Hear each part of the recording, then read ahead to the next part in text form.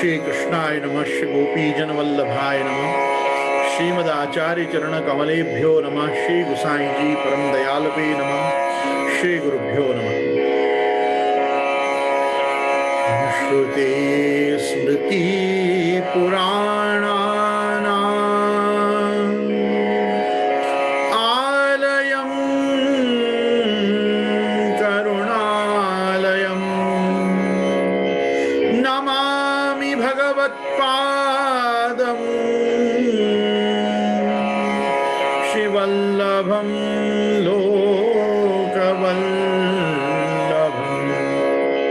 वल्लभं विठ्ठलाचार्यं श्रीकृष्णं बादरायणं सूत्रभाष्यकृतौ वन्दे भगवन्तौ पुनः वल्लभाचार्य दिव्याज्ञा प्रतिभासर उज्ज्वला दिगंत व्यापिनी भूया साहि लोकहितैषिणी सर्वदेश दशाकाले अव्याहत पराक्रमा वल्लभाचार्य दिव्याज्ञा वर्धतामभिवर्धताम्।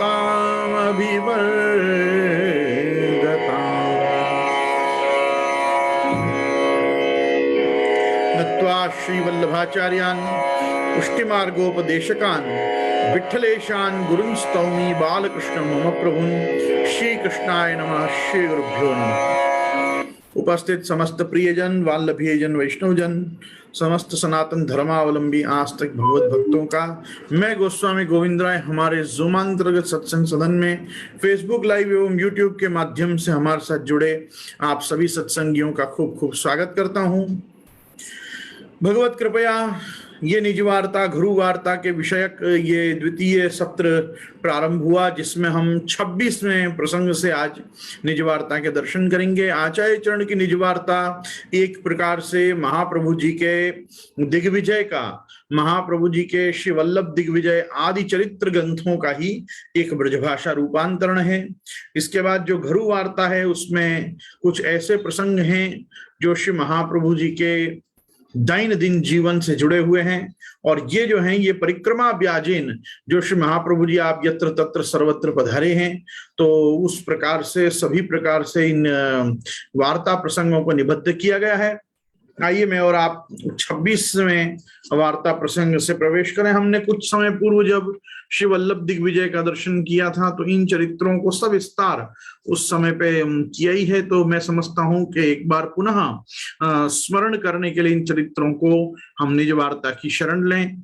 ये निज वार्ता गुरु वार्ता भी श्री महाप्रभु जी के पौत्र और श्री गोसाई जी के चतुर्थ पुत्र ये श्री गोकुलनाथ जी का ही ये संकलन है, और एक प्रकार से श्री जय जय श्री गोकुलेश आप स्वयं श्री गोकुलनाथ जी आपने ही इन छोटी छोटी वार्ताओं का संकलन भी किया है, इनको सुदृढ़ भी किया है। इतिहास में जो भी संशोधन इनमें प्राप्त होता है ये प्रभु चरण के चतुर्थ आत्मज के द्वारा ही किया हुआ है, इसलिए ये बड़ा प्रामाणिक अपने यहाँ का ग्रंथ है।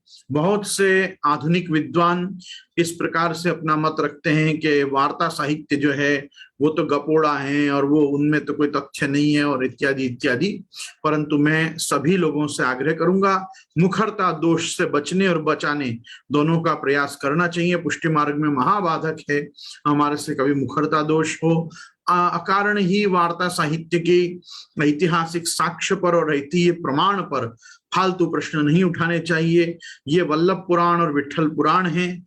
ये जो निज वार्ता गुरु वार्ता है ये जैसे श्री भागवत जी के 10वां स्कंद की कृष्ण लीला का जैसे परपोर्ट हमको गर्ग संहिता में मिलता है, वैसे महाप्रभु जी के 84 वैष्णव और प्रभु चरण के 252 वैष्णव वार्ताओं का यदि कोई ऐतिहासिक परपोर्ट भागवत जी को जैसे गर्ग संहिता का और ब्रह्म वैवर्त आदि का जैसे एक उनको और पुष्ट करने का, प्रबल रूप से उनके चरित्रों को प्रमाणित करने के लिए भी ग्रंथ साहित्य उपलब्ध होता है, उसी प्रकार से श्री महाप्रभु जी के जीवन दर्शन, महाप्रभु जी के पृथ्वी परिक्रमा रूपी तीर्थाटन और ये सब प्रकार से जो दैवी जीवों के उद्धारार्थ आचार्य चरण ने जो उद्यम किए हैं, ये उन्हीं सब उद्यमों का वो संकलन साहित्य है, जो निज वार्ता घरु वार्ता के रूप में भी है। मैं समझता हूं अपने निज जनों के सामने महाप्रभु जी के जो चरित्र गाए गए हैं वो निज वार्ता है।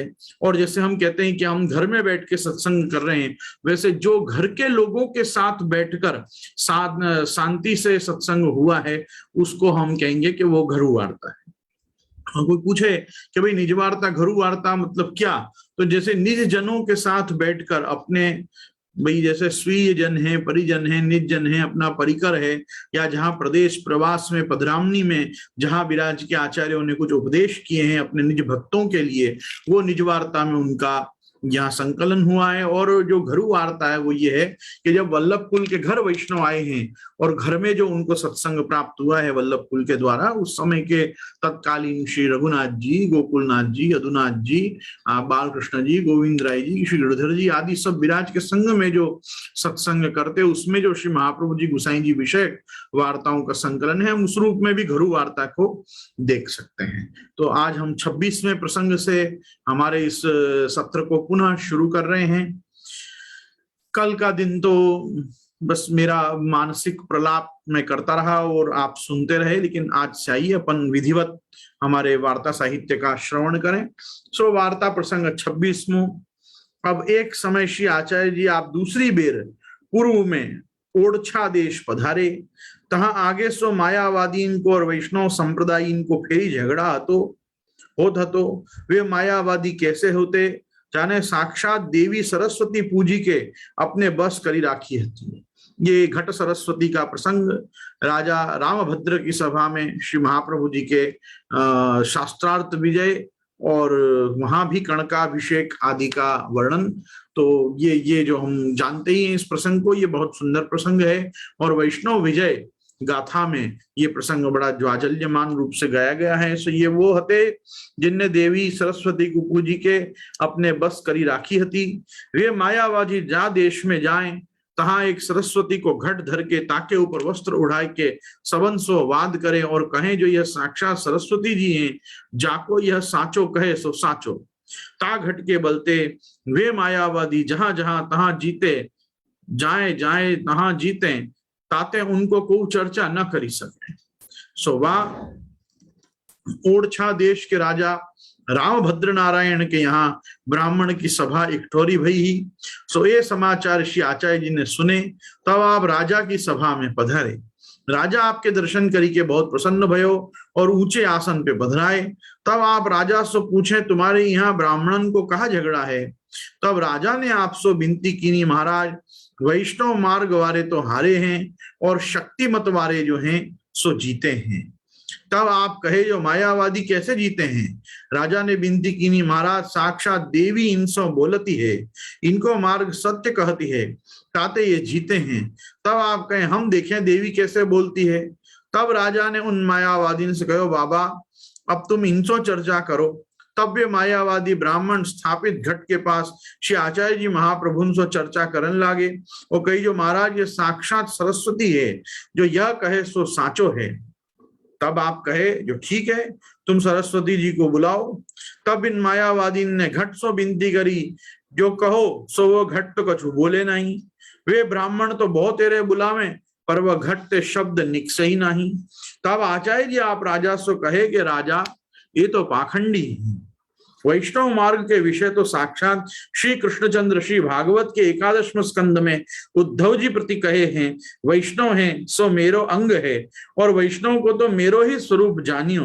वैष्णवन में कुबुद्धि राखे सो महा अपराधी है। ठोर ठोर वैष्णव को महात्म्य वेद शास्त्र में कयो है। सो ये मायावादी वैष्णव मार्ग कैसे जीतेंगे। तब वे निरुत्तर हो के देवी के ऊपर मरवे को बैठे, जो तेने हमारे सभा में मान भंग क्यों कियो, तू बोली क्यों नहीं। तब देवी विन को जताई, जो अरे अपराधी, विन के तो मैं कंठाग्र हूं, उनके सामने मैं लज्जा छोड़ी के कैसे बोलूं। को मनुष्य होई तो ताके आगे मैं बोलूं, वे तो साक्षात श्री पूर्ण पुरुषोत्तम ईश्वर हैं। ये सब प्रकार वह राजा ने देखे। तब राजा अपने मन में विचारे, जो धन्य मेरो भाग्य है, मेरे घर साक्षात पूर्ण पुरुषोत्तम पधारे हैं। पाछे राजा ने विनती कीनी, महाराज मोको अपनो कीनो, ताते हो कृतार्थ भय हूं। पाछे और बहुत दैवी जीव शरण आए, तो वैष्णव मार्गीय जे ब्राह्मण है, ते सब बहुत प्रसन्न भय, और हमारो धर्म तो श्री आचार्य जी आप राखे हैं। वह राजा ने हूं श्री आचार्य जी महाप्रभु को कणकाभिषेक करायो। जैसे राजा कृष्णदेव राय ने दक्षिण में महाप्रभु जी का कणकाभिषेक किया, उसी प्रकार से उत्तर भारत में ओरछा स्टेट, इसको ओरछा स्टेट भी कहते हैं, ओरछा बुंदेलखंड स्टेट में ये महाप्रभु जी का कणकाभिषेक हुआ।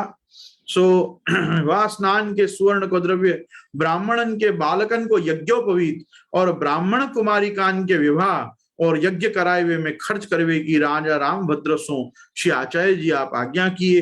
तब राजा ने आपके आगे सहस्त्र मुद्रा भेंट धरी, और वहां माया मत को खंडन भयो, भक्ति मार्ग को स्थापन। तो ये महाप्रभु जी ने वहां भी जो द्रव्य आया वो ब्राह्मण बालकों के यज्ञोपवीत और वेदाध्ययन के लिए, और ब्राह्मण बालिकाओं के कुमारिकाओं के कन्यादान विवाह और दहेज उस समय उनको देने के अर्थ में वहां पे राजा के पास ही संरक्षित कराया। और उसके बाद भी राजा ने आपको सहस्त्र मुद्रा वहां भेंट धरी, आपने मायावाद को खंडन कियो और भक्ति मार्ग को राजा उत्तर भारत में ओरछा देश में स्थापन किया। वार्ता प्रसंग 27 पाछे श्री आचार्य जी महाप्रभु आप पृथ्वी पावन को आगे पधारे। सो मनकर्णी त्रिलोकीनाथ में कृष्ण चैतन्य को समागम भयो। त्रिलोकीनाथ में मणिकर्णी का संभव है। मनकर्णी त्रिलोकीनाथ में श्री कृष्ण चैतन्य को समागम भयो। ये कृष्ण चैतन्य महाप्रभु ही हैं। कृष्ण चैतन्य उनका पूरा नाम है, चैतन्य महाप्रभु का, और इनको हम निमाई के नाम से भी जानते हैं, निमाई ऑफ नाडिया के नाम से भी जानते हैं। ये चैतन्य महाप्रभु श्रीमद आचार्य चरण से 7 वर्ष छोटे हैं। ये 7 साल छोटे हैं, महाप्रभु जी इनसे 7 वर्ष बड़े हैं। वे आचार्य जी के दर्शन करी के बहुत प्रसन्न भये और कहे, जो मेरो बड़ो भाग्य है, मैंने महाराज के दर्शन पाए। पाछे कृष्ण चैतन्य श्री आचार्य जी के आगे भगवान नाम को महात्म्य कहे, जो एक क्षण हो ठाकुर जी के चरणारविंद में मन लगावे तो जीव कृतार्थ हो ही जाए। तब श्री आचार्य जी कहे, जो हमारे मार्ग में ऐसे नहीं, हमारे मार्ग में तो एक क्षण हो श्री ठाकुर जी के चरणारविंद में ते मन काढ़े तो आसुरावेश हो जाए। ताही ते नवरत्न में कयो है, तस्मात् सर्वात्मना नित्यम श्री कृष्ण शरणम मम वदद्भिरेव सततम। यहाँ यही प्रसंग में बैठक चरित्रों में अन्यान्य ग्रंथों में गाय के सिर पर लगे सींग पर सरसों अर्थात राई का दाना ठहरे, उतनी देर भी यदि भगवत चरणारविंद में चित्त लगे तो जीव की कृतार्थता है, ऐसा कृष्ण चैतन्य का मत उन्होंने प्रकट किया। चैतन्य महाप्रभु ने, जिसपे महाप्रभु श्रीमद वल्लभाचार्य चरण ने कहा, आज्ञा की कि अगर इतना समय भी अपना भगवत चरणारविंद से इतर चित्त जाए तो आसुरावेश होए। तो ये एक वस्तु को समझना चाहिए कि महाप्रभु जी के इस उपदेश को किसने बराबर धारण किया। आज भी हम देखते हैं कि जितने भी गौड़ीय भक्त हैं, अर्थात ये चैतन्य महाप्रभु के जो अनुयायी हैं, ये सर्वदा अपने हाथ में एक जप की माला रखते हैं, झोली रखते हैं। यद्यपि वो शास्त्रीय गौमुखी लेके नहीं घूमते, पर फिर भी उनके हाथ में तुलसी जी की कंठी, माला फेरने की माला, और उनके मुख में भगवान नाम चलता ही रहता है। वो महाप्रभु वल्लभाचार्य चरण की कृपा।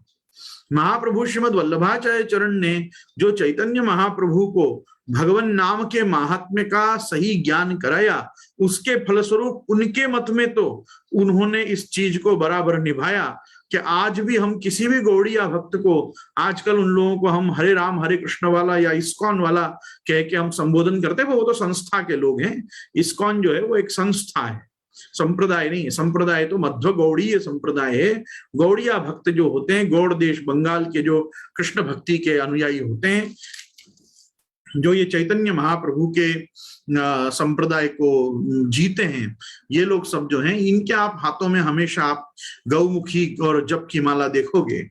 लेकिन बड़ा आश्चर्य और अत्यंत दुख और खेद का विषय है कि महाप्रभु वल्लभाचार्य चरण के मार्ग के अनुयायी हमको ऐसे कभी भी प्राप्त नहीं होते। अरे मुझे तो दुख इस बात का है कि कभी हम उनको नाथद्वारा में और ब्रज में भी ऐसे नहीं देखते कि भाई जितने समय ब्रजवास करें उनके हाथ से गौमुखी ना छूटती हो, जितने समय वो अपने घर में फ्री बैठे हों, कम से कम अष्टाक्षर की करमाला, जपमाला, जपिया, कोई प्रकार से भी भगवान नाम का नैरंतर्य उनके स्मरण में हो। देखो यहाँ कितने वैष्णव रोज भगवान मंदिर जाते हैं, हवेली जाते हैं, पर हवेली जाने वालों को भी आप कभी नहीं देखोगे कि उनके पर्स में या उनके साथ चलने वाले किसी भी एक कैरी बैग में एक पाठ की पुस्तक और एक जप की माला हो। मालूम है मंदिर जा रहे हैं, मालूम है हम वहां भगवत भक्ति करने जा रहे हैं, पर फिर भी और मालूम ही होता है कि दर्शन में समय होने वाला है, तो कहीं बैठ के, जैसे हमारे यहाँ तो बड़ा अवकाश रहता है, हमारे यहाँ तो गादी जी भी है, पाठशाला भी है, बाहर व्यवस्थित बैठने का स्थान भी है,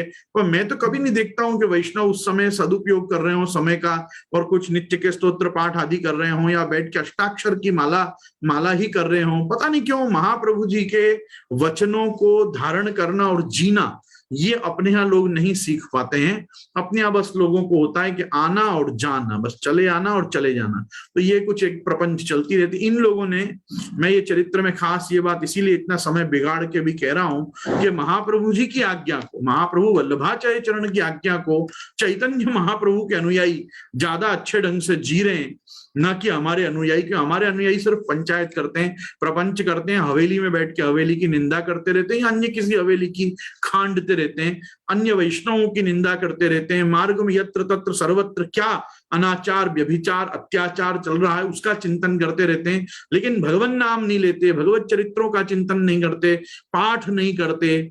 पता है इतना समय हम हवेली में बैठने वाले, ना तो वहां के किसी सेवा विभाग में, भाई फूल घर में, शाक घर में, पान घर में, सजावट में, भंडार में, भगवान मंदिर मार्जन आदि के किसी प्रकल्प में, कोई चीज में नहीं। अपने बस फालतू बैठे रहना, फालतू की पंचायत करते रहना, सम वयस्क लोग मिल जाए तो शेयर बाजार की बातें करते रहना, फ्यूल प्राइसेस कितनी हाइक हुई है नहीं हुई है उसकी चर्चा। उसके लिए क्यों हवेली आते हो? वो तो कहीं भी आप कर सकते हो, आप कैफे में बैठ के भी कर सकते हो, ऐसा कौन सा समर्पित नहीं आप उपयोग करते हो। कहने का मेरा तात्पर्य है कि महाप्रभु जी का जो ये वचन है, ये जो प्रसंग है कि भाई एक क्षण भी यदि किसी को भगवान नाम छूटे तो आसुरावेश हो, ये सबसे ज्यादा लागू मुझे लगता है अपने ऊपर ही हो रहा है कि अपना जो भगवान नाम छूटा हुआ रहता है सदा सर्वदा, उसके कारण अपन आसुरावेशित ही रहते हैं। और ये लोग बेचारे जैसे भी हैं, भगवद आवेश में बने रहने का महाप्रभु वल्लभाचार्य चरण की, उनके मूल आचार्य को जो आज्ञा हुई है उसके अनुसंधान से कुछ उसका भजन तो कर रहे हैं। मैं तो वो दिन देखने को तरस रहा हूं कि जब मैं नाथद्वारा और ब्रज में और चंपारण में, अड़ेल चुनार में वैष्णवों के टोली की टोली को देखूं कि जिनके हाथ में गौमुखी हो और उनके मुख में कृष्ण नाम हो, उनके धोड़ पद गा रहे हों, कीर्तन कर रहे हों, अष्ट सखा की वाणी गा रहे हों, अष्ट सखा की वार्ताओं का चिंतन कर रहे हों, 252-84 वैष्णवों के प्रसंग आपस में सुना रहे हों, बांट रहे हों। अरे कुछ नहीं तो भागवत जी की कोई लीला, कोई प्रसंग एक दूसरे को सुना रहे हों, कृष्ण चरित्र चिंतन कर रहे हों, ये सब नहीं। अपने यहाँ ये सब दर्शन करने को नहीं मिलता है। लोगों का आकर्षण इन सब पदार्थों के प्रति है ही नहीं। लोगों का आकर्षण सिर्फ पंचायत, प्रपंच और क्या दोष दर्शन करें, कहाँ छिद्रान्वेषण करें, कहाँ बैठ के देखें ये बराबर नहीं हो रहा है और ये ऐसे नहीं ऐसे होना चाहिए। यहाँ जब सभी जगत गुरु हैं तो जगत गुरु की वाणी कौन सुनेगा? ये अपना संप्रदाय बहुत पिछड़ा हुआ संप्रदाय है आध्यात्मिक और आधिदेविक स्तर पे। मतलब मैं आपको स्पष्ट कहना चाहता हूं, यदा यदा ही धर्मस्य ग्लानिर्भवति भारत अभ्युत्थानम अधर्मस्य तदात्मानं सृजाम्यहम्, ये जो वचन है इसमें तदात्मानं सृजाम्यहम् छोड़ के पहले का जितना हो रहा है वो आज अपने को अपने यहाँ दिख रहा है। क्यों? आचार्य चरित्र, आचार्य वाणी, आचार्य उपदेश, आचार्य चरण के सेव्य और उनका स्वरूप ज्ञान, आत्म स्वरूप ज्ञान, मार्ग स्वरूप ज्ञान, इन सबसे शून्य समाज। और शून्य समाज क्यों है? इसलिए नहीं है कि उसको कोई ने कुछ दिया, नहीं। शून्य समाज इसलिए कि समाज ने विधिवत व्यवस्थित रूप से एक पोषण के रूप में ये कुछ लिया नहीं। एक भूख ही नहीं लगी कभी किसी को ये सब जानने की। और अधिकांश लोग तो ऐसी मनस्थिति के हैं, ज्यादा जानोगे तो ज्यादा करना पड़ेगा, ज्यादा जानो ही मत। अज्ञान दशा में मस्त रहो कि अरे आपने आटલું બધું થાય છે, खबर જ નથી, हमने खबर જ નથી। खबर नहीं मतलब कौन खबर कराएगा आपको? कौन आएगा कान में आके बोलेगा जय कृपानाथ आपके माला करवे के खबर है अन्नदाता जी? इससे तो कोई नहीं आएगा आपको खबर करने। आपको तो खुद खबर होनी चाहिए मेरे क्या करना है और क्या नहीं करना है। तो कहने का मेरा तात्पर्य यह है, पुष्टि मार्ग को एक बहुत आवश्यकता है। पुष्टि मार्गीय लोग समाज में बहुत हो गया, मैं वाणिया, मैं लोहाना, मैं पटेल, मैं भाटिया, मैं ये, मैं वो, बस करो। मैं वैष्णव, मैं पुष्टि मार्गीय वैष्णव, ये ढंग के फील के साथ कब लोग बाहर आएंगे? घर के, समाज के, सामाजिक ज्ञाति जाति ज्ञाति की व्यवस्था से इन सबसे बाहर आना है। आत्म धर्म क्या है? देह धर्म तो बहुत पता है सबको, मैं ये कुल का, मैं ये गोत्र का, मैं ये जाति का, मैं ये वर्ण का, मैं ये फलाना, मैं ये ढिकाना, ठीक है, ये आपका देह धर्म है। आत्म धर्म से आप क्या हो? आपको पता है ब्रह्म संबंध के मंत्र में स्त्रीलिंग पुल्लिंग है ही नहीं। अरे भाई, पुरुष जब ब्रह्म संबंध लेते हैं तो दासो हम बोलते हैं, तो स्त्रियां ब्रह्म संबंध लेती हैं तो क्या दासी हम बोलती हैं क्या? नहीं, वो भी दासो हम ही बोलती हैं। क्यों? भगवान जो हैं और भगवान का जो वर्ण है वो जीव का, भगवान अंशी अपने अंश का वर्ण करता है, वो किसी स्त्री और पुरुष का वर्ण नहीं करता है। भगवान आपका, अपने जीव आत्मा का, ममैवांशो जीव लोके जीव भूत सनातन, उनका जो सनातन पार्ट एंड पार्सल इस लोक में आया है, भगवान उसको शरण देता है, उसका आत्मनिवेदन स्वीकारता है। भगवान अंशी अंश के संबंध से आपके साथ ब्रह्म संबंध करता है। भगवान को क्या मतलब है आप कौन से वर्ण के, कौन से गोत्र के, कौन से जाति के, कौन से आश्रम के, ब्रह्मचारी हो, गृहस्थ हो, वानप्रस्थी हो, संन्यास हो, इससे क्या प्रभु को लेन देन है? ब्राह्मण हो, क्षत्रिय हो, वैश्य हो, शूद्र हो, ये सब चीजें कोई मायने नहीं रखती। मायने क्या रखता है कि आप वैष्णव हो, आप भगवान के हो, आप प्रभु को बोल रहे हो प्रभु मैं आपका हूं, आप मेरे हो। ये जो वर्ण का और शरण का सिद्धांत है, ये शरण वर्ण के सिद्धांत से अपना संबंध है, अपनी मार्गीय अस्मिता है, अपनी पुष्टि अस्मिता है। अपन को चिंतन करना चाहिए कि इसके प्रति अपन कितने जागरूक हैं, अपन को कितनी जागृति है इस विषय। ये जिनको नहीं है वो लोग सब संप्रदाय में सफल नहीं है। संप्रदाय में वो अपना जीवन विफल ही करते जा रहे हैं, क्योंकि नाश्रितो वल्लभाधीश न च दृष्टा सुबोधनी न राधी राधिका नाथो वृथा तज्जन्म भूतले। अपना जन्म वृथा चला जा रहा है। कृष्ण नाम लेने को कितना समय अपने पास विद्यमान है, फिर भी हम कृष्ण नाम नहीं ले रहे हैं, हम भगवत नाम नहीं ले रहे हैं, हम भगवद आवेश में आने का प्रयास नहीं कर रहे हैं, सर्वदा आसुरावेश में बैठे हैं और उसमें प्रसन्न है। दुख की बात यह है कि आसुरावेश में रहते हुए हम प्रसन्न है कि हाँ ठीक है, अभी नहीं हो रहा है, भगवान नाम नहीं चल रहा है मुख में और मानव मस्तिष्क में, तो कोई बात नहीं इस समय। ये जो एक परिस्थिति मनस्थिति है ना, ये दुखदाई है। यहाँ इस प्रसंग से क्या सीखना चाहिए? महाप्रभु जी ने चैतन्य महाप्रभु को अच्छा उपदेश किया, उनकी विचारधारा से ज्यादा अच्छी विचारधारा दी। ये कोई अपने लिए गौरव का विषय नहीं है। गौरव का विषय तब होता कि जब चैतन्य के अनुयायी देखते कि देखो ये पुष्टि मार्गियों को, ये जहां दिखते इनके हाथ में गौमुखी दिखती है, ये जहां से गुजरते हैं ये वहां कृष्ण नाम लोगों को लिवाते हैं और सबको प्रेरणा देते हैं कि कैसे कृष्णमय जीवन जीना चाहिए। हम किसको प्रेरित कर पाते हैं? किसी को नहीं। हमारे घर वाले हमारा चरित्र देख के हमारे जैसे वो नहीं होना चाहते, तो आप विचार करो बाहर वाले कहां से हमसे कुछ सीखेंगे। पुष्टि मार्गियों को अपने चरित्र निर्माण पे, अपने वैष्णवी चरित्र निर्माण पे काम करने की अभी इस समय बहुत आवश्यकता है। अगर अपना खुद का जीवन वैष्णवी नहीं है तो अपन कैसे वैष्णव धर्म की सेवा करेंगे? इस पे जरूर विचार करिएगा। ऐसे जीव को अहर्निश कहनो, पुष्टि मार्ग को स्वरूप तो ऐसो है, यह वार्ता सब भगवदीन ने आपके श्री मुख से सुनी। विनमे ते कृष्णदास मेघन के मन में संदेह आयो, जो ऐसे हो भगवदीय होंगे जो अहर्निश भगवान नाम लेते हैं।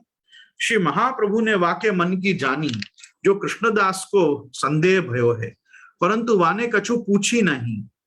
पूछ तो आप उत्तर देते, ताते आचार्य जी आप तो मार्ग में पधारे, सो वह मार्ग में एक सरोवर बहुत सुंदर देखियो, और वाके ऊपर वृक्ष बहुत सुंदर हतो। तब आप दामोदर दास से कहे, जो दमला आज तो हम यहाँ ही पाक करेंगे, यह स्थल बहुत सुंदर है, पाक करेंगे तो आज यही रसोई करेंगे। तब श्री आचार्य जी महाप्रभु आप वहां उतरे, नित्य कृत्य करी आप तो पाक करन को बैठे, और कृष्णदास मेघन पतौआ लेवे गए। पतौआ लेने मतलब पातल और दोना बनाने के लिए पान एकत्रित करने, सूखे सूखे पातल दोना बनाने के लिए पान एकत्रित करने गए। कृष्णदास मेघन पतौआ लेने गए, सुहा जाए के देखें तो सरोवर के ऊपर एक जानवर बैठे हुए हैं। तहा कृष्णदास मेघन अकस्मात जाए ठाड़े भये, पर देखत भय लग्यो। तब विचारे, जो भगवान की इच्छा होगी सो होगी, ताते भगवान नाम लीजिए। ऐसे विचार के कृष्णदास मेघन ने वह जनावर सो श्री कृष्ण स्मरण कियो। जनावर मतलब एक कोई हिंसक सिंह वाघ जैसा, कोई शेर जैसा, सिंह वाघ शेर टाइगर लायन ऐसा कुछ, बस यहाँ तो केवल लिखा है कि हिंसक जानवर, मतलब जिसको देख के इनको भय लगता हो, ऐसा वो वहां उनको पशु दिखा, वो जनावर दिखा। और इनने विचारा कि अब कोई बात नहीं, अब देखो यहाँ जल भी लेना है, पतौआ भी एकत्रित करने हैं, तो इस सरोवर में से भगवान नाम लेते हुए जाएं तो होएगी ताते होएगी, तो भगवान नाम लीजिए। ऐसे विचार के कृष्णदास मेघन ने वह जनावर सो श्री कृष्ण स्मरण कियो। अब विचार करो, देखो महाप्रभु जी के जीव कैसे हैं, उस काल के जानवर बैठा है उससे भी भगवत स्मरण कर रहे हैं। और आज के अपन जीव कैसे हैं, अपन तो गर्व से जिससे खटक जाए, अपनी बिगड़ जाए, अपना नहीं बनती हो, तो अपन गर्व से कहते हैं आना थी तो मारा भगवत स्मरण ना व्यवहार न थी, हट आना थी तो मारा भगवत स्मरण ना पण व्यवहार न थी। मतलब तुम उस जानवर से भी गए गुजरे हो कि तुमको मालूम है सामने वाला भी ब्रह्म संबंधी जीव है, वैष्णव है, पर फिर भी तुम बोलते क्या हो, अरे तुम उसको नमस्कार प्रणाम मत करो, गुड मॉर्निंग गुड नाइट मत करो, हाय बाय मत करो, तो कम से कम मुंह से मुंह मिले, आंख से आंख मिले तो जय श्री कृष्ण तो बोलो। उसमें क्या क्या दारिद्र आ जाएगा तुम्हारे ऊपर, कौन सा तुम्हारा अहंकार नष्ट हो जाएगा। जय श्री कृष्ण बोलने में क्या समस्या है, भगवत स्मरण तो करना चाहिए। महाप्रभु जी का जीव डर खा रहा है कि जानवर लपक के उसके ऊपर हमला ना करे, खा ना जाए, तो भी उसको भगवत स्मरण कर रहा है। अब खैर क्या करें। तब वह जनावर ने बुड़की मार के जल पियो। जैसे ही उसने कृष्ण स्मरण किया, उसका कृष्ण स्मरण सुनते ही वो जानवर ने सरोवर में जाके डुबकी मार के और जल पी लिया उतनी देर में। दूसरी बेर फेरी श्री कृष्ण स्मरण कियो, तब दूसरी बेर वाने बुड़की मारी के जल पियो। तब तीसरी बेर फेरी कृष्ण स्मरण कियो, फिर तीसरी बेर वह जानवर ने जल में बुड़की मार के जल पियो। पाचे कृष्णदास मेघन तहाते आगे पतौआ लेन गए, परी वन में मन में बड़ो विस्मय भयो, जो कछु समझ तो परी नहीं ये कहा चमत्कार है। मैंने 3 बेर श्री कृष्ण स्मरण कियो और वह जनावर ने तीनों बार जल में बुड़की मार के जल पियो, और कछु या को आशय जानी नहीं पड़े। पाछे पतौआ लेके कृष्णदास मेघन श्री आचार्य जी महाप्रभु के पास आए। तब आप बासो पूछे, क्यों कृष्णदास तेरो संदेह गयो? वाने कहो, जो महाराज संदेह तो आप अनुग्रह करके दूर करोगे तब दूरी होएगो, जीव तो सदा संदेह सो भर्यो है, जीव तो सदा संदेहन सो भर्यो है, जीव की बुद्धि तो अल्प है। तब श्री आचार्य जी आप कहे, जो तेने देखियो जीव सो बहुत दिन को प्यासो होतो, और जल के तीर ऊपर बैठे होतो, तो वाने जल न पियो, ताको हेतु यह जो जल पीऊंगो तो इतनी बेर मेरो भगवान नाम छूटी जाएगो।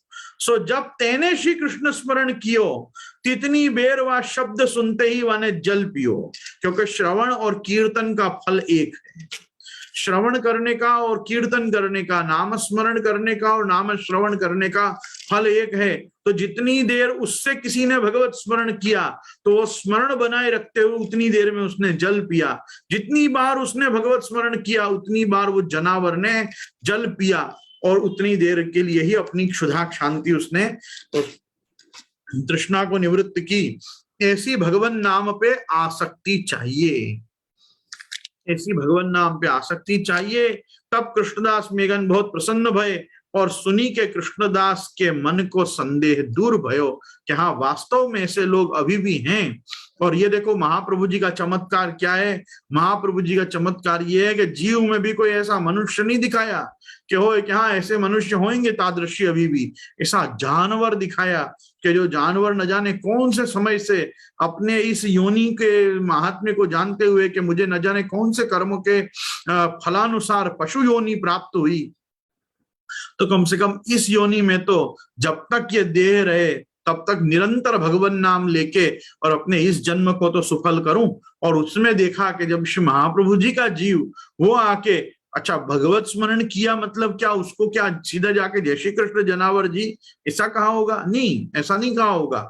उन्होंने भी डर के मारे श्री कृष्ण शरणम मम, श्री कृष्ण शरणम मम ऐसा उच्चारण खुद के आत्मरक्षा के लिए शुरू किया होगा। भाई वो तो भय लग रहा था उनको कि अब तो जो होएगी सो होएगी। पहले ही मन में विचार लिया कि यहाँ जल भी संचय करना है महाप्रभु जी के पाक कार्य के लिए, रसोई के लिए, और पतोवा भी बीनने हैं, तो अब क्या करें भाई। अपने तो अब इस जानवर बैठा है तो भले बैठा रहे शांति से, पर अपने तो ये सब लेना ही है। तो वहां वो श्री कृष्ण शरणम ममा, श्री कृष्ण शरणम ममा ऐसे जोर जोर से बोल के जो अपने आत्मरक्षा के लिए, मैं तो यही कहूंगा एक भय आने पे तो किसी को भी आत्मरक्षा का भान आ ही जाता है। तो जब उन्होंने उतनी देर भी जो भगवत स्मरण किया तो उतने उस श्री कृष्ण शरणम ममा के स्मरण को मतलब श्रवण में धारण करते हुए और स्मरण भक्ति को धारण करते हुए उतनी देर में उन्होंने वो जल पान किया। तो ये वार्ता हमको ये बताना चाहती है कि कम से कम जानवरों से उच्च कक्षा की मानुषी बुद्धि रखिए। आपको पता है कि भगवान नाम का निरंतर ही अपने साथ होना चाहिए, तो अष्टाक्षर की जितनी हो सके करमाला कीजिए। करमाला के माध्यम से भी आप भगवान नाम स्मरण करते रह सकते हैं। भाई हर समय जरूरी नहीं है कि अपने हाथ जपमाला हाथ में हो, क्योंकि जपमाला की पवित्रता भी बनाए रखना ये भी एक पुष्टि मार्गी विवेक है। ऐठे झूठे यहाँ वहां सब जगह घूमती हुई माला लेके हम नहीं फिरते हैं। हमारी तो माला भी हमारे पाठ के बंधन बस्ता में, हमारे पाठ की पेटी में रहा करती है। इसलिए भी हमारे यहाँ वो एक कल्चर, हाथ में गौमुखी लेके फिरने का कल्चर डेवलप नहीं हो पाया, क्योंकि हम पहले से थोड़ा अपरस का आचार विचार का भी आग्रह रखने वाले कौम, हमें कम्युनिटी के रूप में पुष्टि मार्गी लोग उभरे। आज तो खैर हम दोनों से ही चले गए हैं, ना आचार विचार ही रहा, ना हाथ में जपमाला रही, ना मुंह में भगवान नाम रहा। तो माला तो कर में फिरे, जीप फिरे मुंह माही, और मनुआ तो दहु दिस फिरे, यह तो सुमिरन नहीं। आप तो हमारा हाथ में माला होते हुए भी मन जो है वो 10 दिशाओं में घूमता रहता है। 10 दिशा में घूमते घूमते यत्र तत्र सर्वत्र से भटकते भटकते भगवत चरणारविंद की ओर आ जाए तो महामहोत्सव मनाना चाहिए कि आज तो महामहोत्सव होना चाहिए, आज मेरा मन प्रभु में लग रहा है। ऐसा विचार मनुष्य को होना ही चाहिए। वार्ता प्रसंग 28वां। सो एक समय श्री आचार्य जी महाप्रभु आप पंढरपुर पधारे, तहां पांडुरंग श्री विठलनाथ जी को स्वरूप है, तिनके दर्शन को आप पधारे। जहां श्री आचार्य जी आपकी बैठक भई है तहां आप विराजे, तहां आप सो श्री विठलनाथ जी मिले और श्री मुक्ते कहे जो तुम विवाह करो। श्री महाप्रभु जी जहां भीमरथी के तट पे नदी के उस पार जहां आप विराजे हैं, वहीं पांडुरंग विठलनाथ जी आपको आज्ञा करने, आपसे मिलने और आपको उपदेश करने पधारे कि आप नैष्टिक ब्रह्मचर्य को त्याग करके और गृहस्थाश्रम को वर्ण करो, जो तुम विवाह करो। सो पांडुरंग विठलनाथ जी ने याते कही, जो श्री आचार्य जी महाप्रभु के मार्ग की स्थिति तो बहुत दिन ताई है और दैवी जीवन को अंगीकार बहुत दिन ताई करनो है। सो जो आप विवाह न करेंगे तो दैवी जीवन को अंगीकार शिष्य द्वारा होएगा।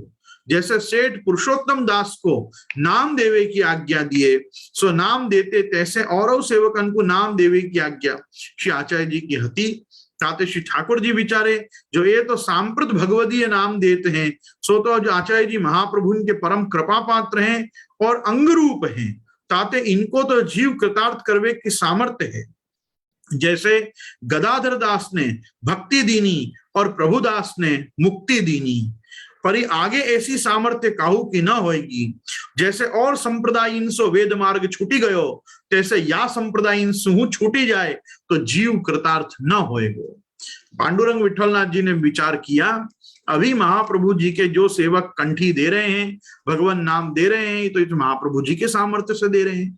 महाप्रभु जी के ये सब अंतरंग सखा अंग रूप हैं, इसलिए दे रहे हैं। और इनमें भक्ति और मुक्ति दोनों देने की सामर्थ्य श्री महाप्रभु जी की अवतार दशा, अवतार काल होने से इनमें बनी हुई है। पर आगे जाके जो भक्त होंगे उनमें जीव को शरणागति कराने की, आत्मनिवेदन कराने की वैसी पात्रता नहीं रहेगी, वैसे अधिकार नहीं रहेंगे। तो ये कैसे हो पाएगा तब? तो वो सब चीजों का विचार करके पांडुरंग विठलनाथ जी ने आज्ञा करी जो तुम विवाह करो। यही थे पांडुरंग विठलनाथ जी ने आचार्य जी को आज्ञा दीनी, तुम विवाह करो तो मैं तुम्हारे घर जन्म लेऊंगो। यहाँ को संदेह करे जो विठलनाथ जी आज्ञा काहे को दिए और श्री गोवर्धन नाथ जी क्यों न दिए? ताको कारण यह जो भगवत स्वरूप को श्री आचार्य महाप्रभु को स्पर्श करे थे, साक्षात पुरुषोत्तम श्री गोवर्धन नाथ जी को ही जानो। ताते यह जानिए जो श्री गोवर्धन नाथ जी ही आज्ञा दीनी, और आज्ञा तो श्री गोवर्धन धर ने ही दीनी। ऐसा है कि वो वल्लभाख्यान में तो नेत्र मरता वात कीदी वचन दीदू हाथ, वचन ए श्रीनाथे मांग्यू, ये बात कहकर गोपाल दास जी ने हमको बता दिया है नवाख्यान में कि पांडुरंग विठलनाथ जी के रूप में, पांडुरंग विठलनाथ जी के स्वरूप में आविर्भूत होकर श्री गोवर्धन नाथ जी ने ही श्री महाप्रभु जी को ये आज्ञा की है कि जो तुम विवाह करो और तुम्हारे घर हम पुत्र रूप से प्रगटेंगे।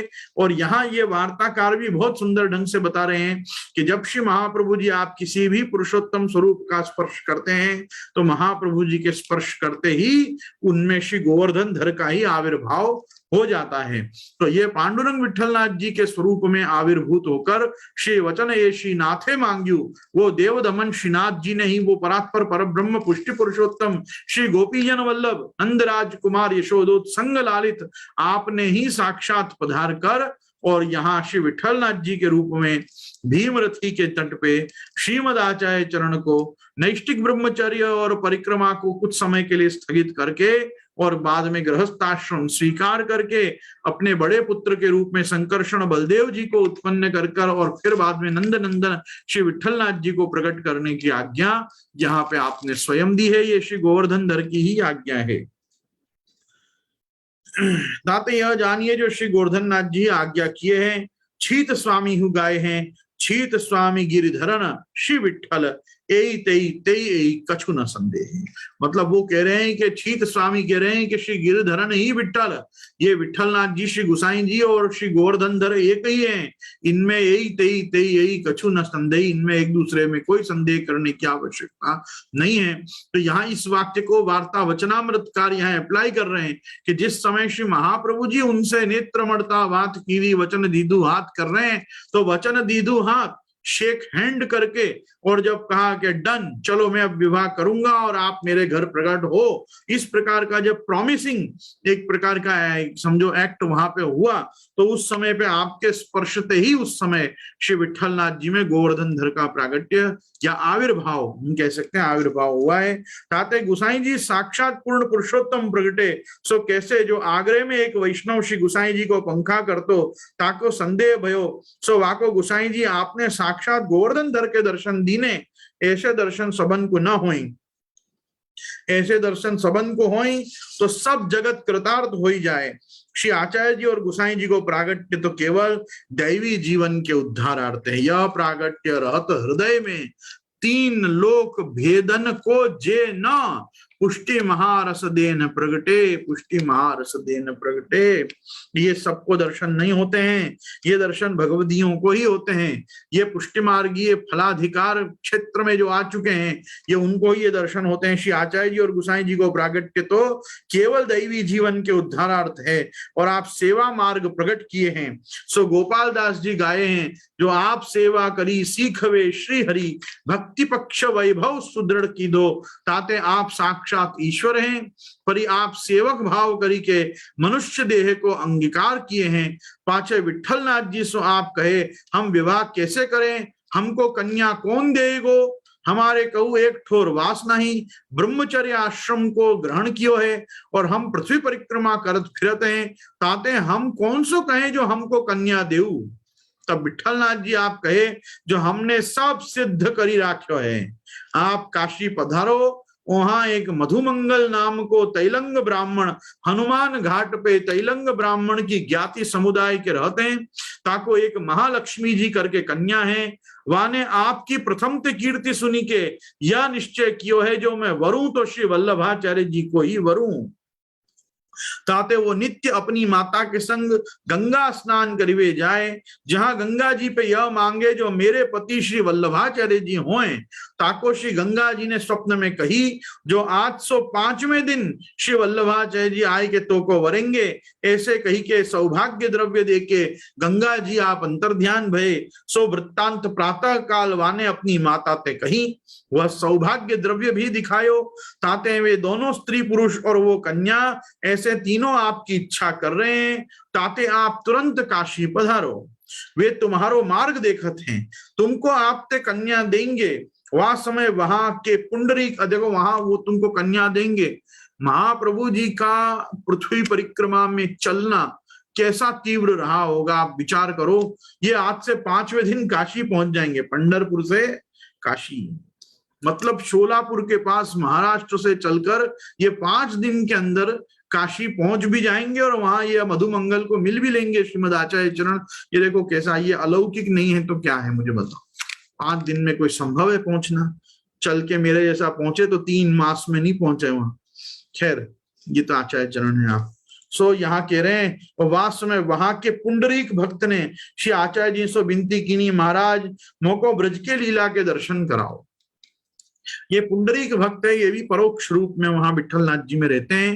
ये सबको दर्शन नहीं देते, ये प्रत्यक्ष उन्हीं के आगे होते हैं जिनसे श्री विठलनाथ जी पांडुरंग जी बात करते हैं। पांडुरंग जी जिनसे वार्ता करते हैं, ये पुंडरीक उनके अंतरंग नित्य सखा, उनके भक्त, ये उन्हीं को वो भी दर्शन देते हैं। अर्थात उनका भी अनुभव उसी को हो पाता है जिनको पांडुरंग का साक्षात्कार है। तो ये जो है पुंडरीक भक्त, इनने महाराज से विनती की नहीं आचार्य चरण से कि मुझको ब्रज की लीला के दर्शन करवाओ। तब उनको हुआ कि आंख मुंदवाई के अपनी बैठक के पीछे वन में ले गए और तहां नेत्र खुलवाए। तब आप पुंडरीक भक्त को संपूर्ण ब्रज विहार के स्थल समेत श्री ठाकुर जी के लीला को दर्शन दे। पाछा फिर वाके नेत्र मुंदवाए निज स्थल पे लाए। तब वह बड़ो प्रसन्न हो, श्री आचार्य जी को साष्टांग दंडवत प्रणाम करी स्थल श्री पांडुरंग विठलनाथ जी के संग गयो। पाछे जो द्रव्य श्री आचार्य जी ने कृष्णदेव की भेंट में ते 7 सुवर्ण मुद्रा दैवी द्रव्य की लीनी हती, ताके श्री विठलनाथ जी को नूपुर बनवाए अंगीकार करवाए विदा है। पाछे श्री आचार्य जी महाप्रभु आप सब भगवदियन को संग लेके काशी की ओर पधारे। काशी में मधुमंगल ब्राह्मण कैसो हतो, वाके घर कछु प्रजा न होत हती और आप वृद्ध हतो। तब बाने ठाकुर जी से प्रार्थना करी, जो महाराज मेरे घर में प्रजा होए तो मैं परमार्थ करूंगो, जो बेटा होएगो तो काहू महापुरुष को भेंट कर दूंगो, और कन्या होएगी तो काहू अपूर्व निष्कंचन निष्कलंक स्वज्ञाति ब्राह्मण सुपात्र होएगो ताय को देऊंगो। तब भगवत इच्छा ते वहां ब्राह्मण के घर कन्या भई। सो कन्या ऐसी भई जो साक्षात श्री महालक्ष्मी जी को अवतार। ताते वह कन्या को नाम हुआ ने महालक्ष्मी धर्यो, जो जिनके पति हु पुरुषोत्तम और जिनके पुत्र हु पुरुषोत्तम होंगे। वाह, अर्थात जिनके पति श्री महाप्रभु जी पुरुषोत्तम और जिनके पुत्र अर्थात गोसाई जी श्री विठलनाथ जी, आप दोनों ही पूर्ण पुरुषोत्तम जिनके होंगे, ऐसे ही श्री महालक्ष्मी जी सदृश ये कन्या भई। जब वह कन्या को विवाह काल आई प्राप्त भयो, तब मधुमंगल ब्राह्मण को विठलनाथ जी ने स्वप्न में जताई, जो श्री वल्लभाचार्य जी भूतल पे दैवी जीवन को कृतार्थ करवे के लिए प्रकट भये हैं, ताको तेरी कन्या दीजियो। ताते वह ब्राह्मण नित्य काशी के द्वार आए बैठे। नगर में जो मनुष्य आवे ताको ज्ञाति नाम पूछे। नित्य ऐसे ही करे, ऐसे ही पूछत पूछत कितक दिन बीते। तब जा दिन श्री आचार्य जी आप काशी पधारे, सब भगवती आपके संग हैं। जब आपने श्री काशी द्वार में प्रवेश कियो, इतने में ब्राह्मणों आए ठाड़ो भयो। वाने आपसे पूछी, जो आप कौन ज्ञाति हो। तब श्री आचार्य जी आप कहे, जो हम कांकरवाड़ के कृष्ण यजुर्वेदी तैत्रीय शाखी भारद्वाज गोत्री तैलंग ब्राह्मण हैं और पृथ्वी परिक्रमा करत हैं, ताते सांप्रत ब्रह्मचर्य आश्रम में हैं। तब वह ब्राह्मण सुनी के प्रसन्न हुई के कहे, जो हमहु तैलंग ब्राह्मण हैं और मेरे घर एक कन्या है, सो मैंने आपको दीनी है। अर्थात मानसिक संकल्प अपना। श्री आचार्य जी महाप्रभु आप तो साक्षात ईश्वर हैं, सब जानत ही हैं, और ता उपरांत श्री विठलनाथ जी की आज्ञा हूं भई है, ताते आप कहे जो बहुत आछो। तब वह मधुमंगल ब्राह्मण ने अपने घर पधराई के आछो मुहूर्त देखी के श्री आचार्य जी महाप्रभु को विवाह कर दियो। जैसे वे श्री पूर्ण पुरुषोत्तम, तैसे ही वे साक्षात श्री महालक्ष्मी जी श्री आचार्य जी महाप्रभु से विवाह पाछे, और घर में जो कछु हतो सो सब वाने आपको ही समर्प्यो। पाछे अपनी स्त्री महालक्ष्मी जी अपने सासरे के घर छोड़ श्री आचार्य जी आप तीसरी बेर पृथ्वी परिक्रमा करवे को पधारे। तीसरी परिक्रमा आपने विवाह करे पाछे करी। तब संग में वासुदेव दास छगड़ा, दामोदर दास हरसानी, प्रभुदास जलोटा, कृष्णदास मेघन, ये 4 जने क्षत्रिय और एक माधव भट्ट काश्मीरी ब्राह्मण, एक माधव है जिनके भाई केशव भट्ट काश्मीरी निम्बार का अनुयायी है, जिनके क्रिय क्रम दीपिका आदि ग्रंथ स्फुट हैं। ऐसे 5 सेवक संग हते, इनमें वासुदेव दास तो निरक्षर हते परंतु बड़े भगवदी हते, और अपने माथे पे छकड़ा माफिक बहुत बोझा उठाओते। ताते श्री महाप्रभु जी आचार्य जी आप कृपा करके उनको छकड़ा कहते। यहाँ आज एक प्रसंग हम और करेंगे, वार्ता प्रसंग 29 पाछे आप श्री आचार्य जी महाप्रभु काशी ते प्रयाग आए। तहां आपने 7 दिन निवास करी, श्रीमद् भागवत की पारायण करी। तहां मधुसूदन सरस्वती दंडी, देखो ये मधुसूदन सरस्वती वही हैं जिन्होंने अद्वैत सिद्धि नाम का ग्रंथ लिखा। ये वो हैं कि जो अद्वैत वीथि पथिकै रूपास्या स्वराज्य सिंहासन लब्ध दीक्षा, छठेन केना वयम हटेन दासी कृता गोप वधु विटेन, जिन्होंने एक समय पर शांकर होते हुए, मायावादी होते हुए और निराकार ब्रह्म ही परम तत्व है ऐसा जिनने जीवन भर अध्ययन किया, उनके जीवन भर किए हुए इस अध्ययन का घटस्फोट भगवान ने साक्षात सगुण साकार रूप में दर्शन देके और उनके पूरे जीवन भर के पढ़े लिखे पे पानी फेर दिया। मधुसूदन सरस्वती जीवन भर यही मानते रहे कि निराकार ब्रह्म ही अवतार काल में साकार होता है और वही साकृति के रूप में दिखता है, और अनवतार काल होने में वापस ब्रह्म जो है वह अपनी निराकार स्थिति में आ जाता है कि ब्रह्म तो निराकार ही है। तो ये जो मधुसूदन सरस्वती थे, इन्होंने अद्वैत सिद्धि आदि बहुत से ऐसे बड़े बड़े ग्रंथ लिखे। इन्होंने खुद ने शांकर भाष्य भगवत गीता पे होते हुए भी इन्होंने अपनी गूढ़ार्थ दीपिका नाम की स्वतंत्र भगवत गीता की टीका भी लिखी। ये जो मधुसूदन सरस्वती रहे, ये प्रकांड विद्वान रहे। ये ऐसे विद्वान रहे कि कालांतर में, मतलब महाप्रभु जी के अवतार काल में तो ये बड़े यंग थे, बड़े जवान थे, लेकिन बाद में जब ये काफी वृद्ध हुए और काफी बड़े दंडी सन्यासियों में और मायावादियों में, मतलब उस समय के शांकरों में जब इनका डंका था के काल में काशी में, तब एक यही व्यक्ति थे जिन्होंने तुलसीदास जी कृत रामचरितमानस को प्रामाणिक माना था। अर्थात जो ऐसा है, जहां बहुत उपस्थित लोगों को मैं बताना चाहूंगा कि काशी में 2 व्यक्तियों ने, मतलब 2 प्रकार से रामचरितमानस की परीक्षा की गई। पहले समस्त संस्कृतज्ञ विद्वानों ने ये रामचरितमानस जो है ये मधुसूदन सरस्वती को जाके दिखाई। मधुसूदन सरस्वती ने रामचरितमानस को 2-3 बार बराबर पढ़ा, और 2-3 बार पढ़े बाद उन्होंने निर्णय दिया, मधुसूदन सरस्वती ने, मेरी बुद्धि तो खराब हो गई है बिना पढ़ाई लिखाई के, लेकिन मैं विचार के बताता हूं क्या कहा। उन्होंने कहा, आनंद कानने यस्मिन जंगमस तुलसी तरु कविता मंजरिर यस्य राम भ्रमर भूषिता। क्या बात की। उन्होंने कहा ये आनंद कानन जो है काशी नगरी, आनंद कानन नाम है काशी का, एक और नाम है आनंद कानन। आनंद कानन है यस्मिन, अब कानन मतलब बगीचा भी होता है, कानन मतलब अच्छा जंगल भी होता है, तो जंगल के अर्थ में भी उसका प्रयोग होता है, बगीचे के अर्थ में भी होता है। तो आनंद कानन है यस्मिन जंगमस तुलसी तरु, अब तुलसी का जो पौधा होता है वो तो स्थावर होता है, स्थावर मतलब एक स्थान पे ही लगा हुआ रहता है, लेकिन वो लिख रहे हैं मधुसूदन सरस्वती कि यहाँ एक काशी में चलता फिरता तुलसी का पौधा है, तो तुलसी का पौधा कौन है? तुलसीदास जी स्वयं है। तो ये आनंद कानने यस्मन जंगमस तुलसी तरु और कविता मंजरी यस्य, उस तुलसी पे जो ये रामचरित्र मानस रूपी कविता प्रकट हुई है मंजरी के रूप में, तुलसी जी पे जैसे मंजरी आते हैं, तो कविता मंजरी यस्य राम भ्रमर भूषिता, और वो इसमें इतना सामर्थ्य, इस मंजरी की सुगंध इतनी तीव्र है कि ये राम रूपी भौरे को तो खींच लाती है।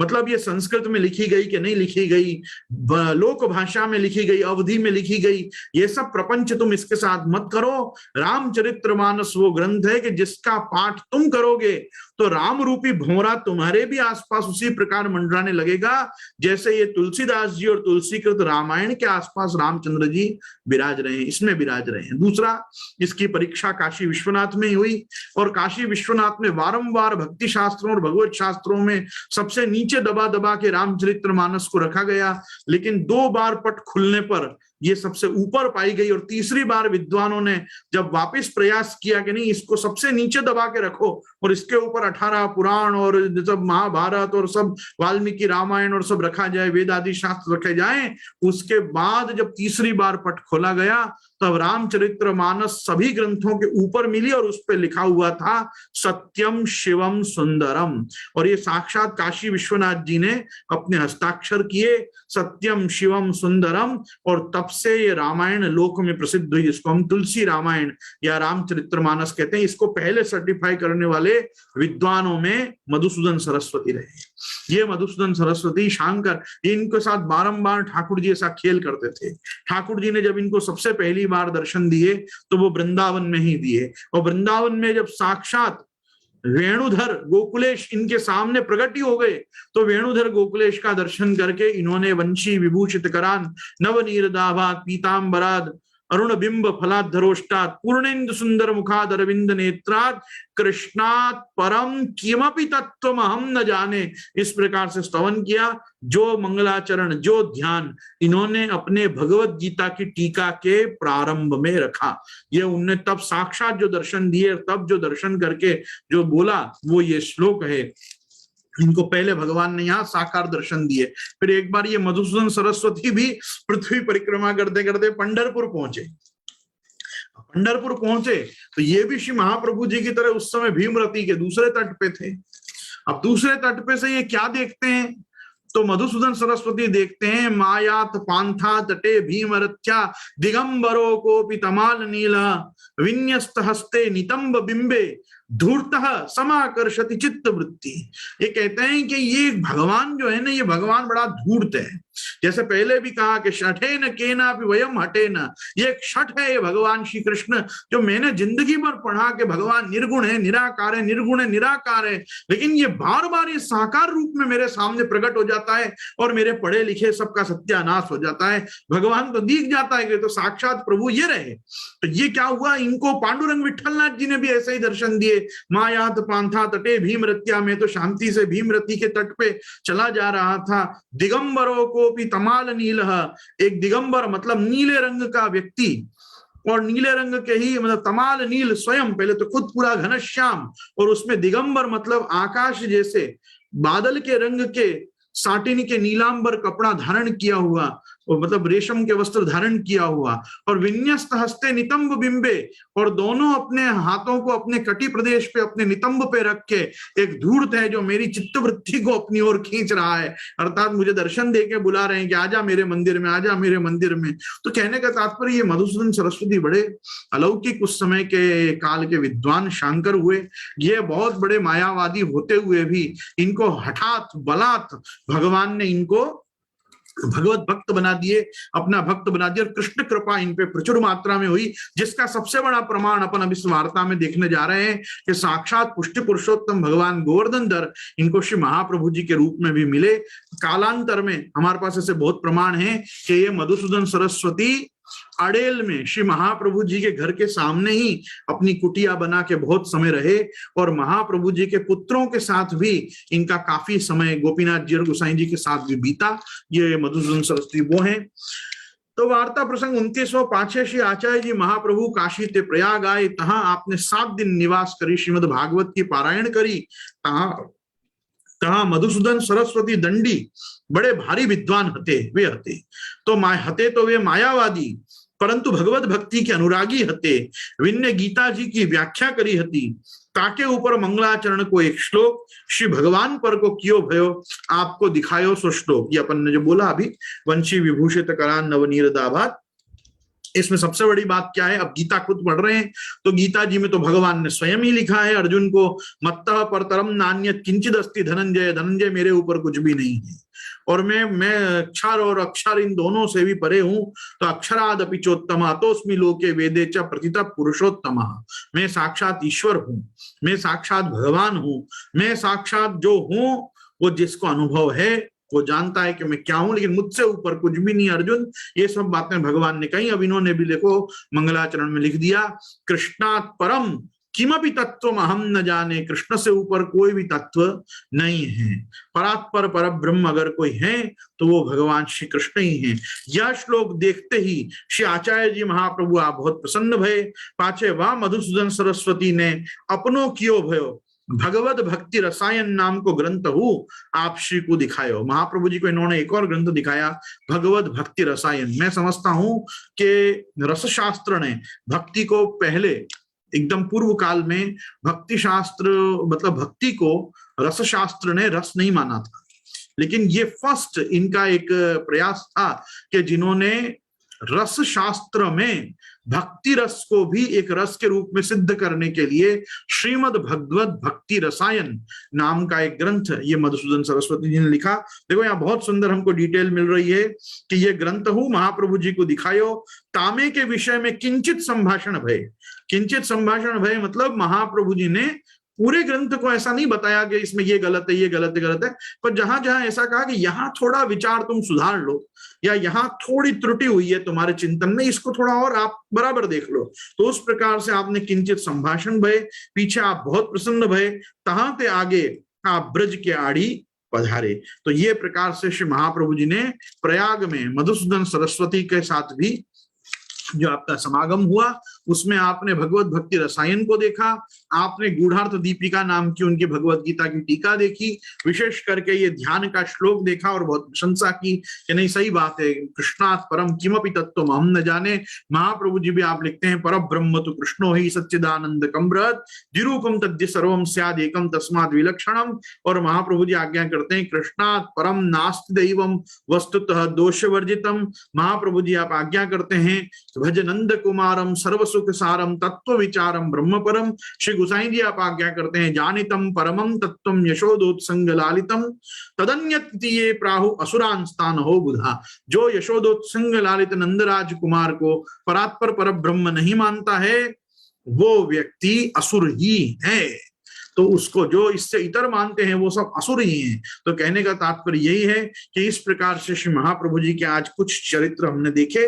कल वार्ता प्रसंग 30 से आगे हम कल क्या दर्शन करेंगे, दृढ़ इन चरणन केरो भरोसो, दृढ़ इन चरणन केरो श्री वल्लभ नग चंद्र छटा बिन सब युग मांझ अंधेरो भरोसो, साधन और नहीं या कली में जासो हो य निबेरो, सूर कहा कहे द्विविध आंधरो बिना मूल को चेरो भरोसो, दृढ़ इन चरणन के। तो श्री गोवर्धन नाथ की जय, श्याम सुंदर श्री यमुने महारानी की जय, श्री वल्लभाधीश की जय, श्री गुसाई जी परम दयाल की जय, आज के आनंद की जय।